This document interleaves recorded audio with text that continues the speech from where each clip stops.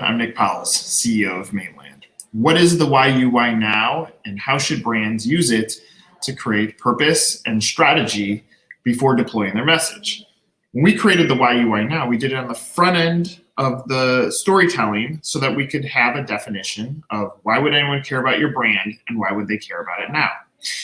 The reason we did this is because we found that most PR, most content, most storytelling that existed in brand world was more brand facing or didn't answer this question. It was news in the mind of the brand, but not news in the way that people engage with the content.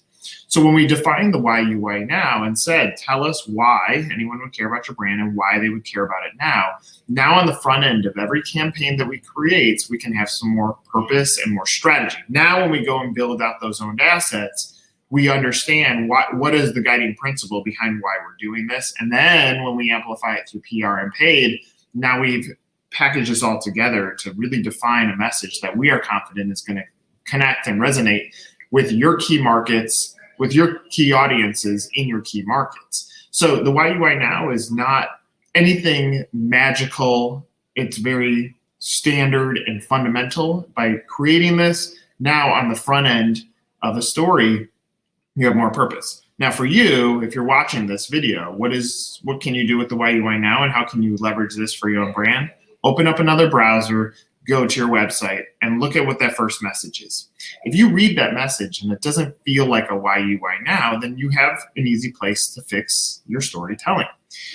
If you go to your social, same thing. If you go into your PR and you open up the recent PR placements that you've had, if you look at your paid advertising, specifically your paid advertising, because you're trying to create a call to action, some sort of action that brings them into your funnel. If the why you why now is not defined, this is an easy place to start with. By adjusting this, you can have more impact on the way that you tell your story.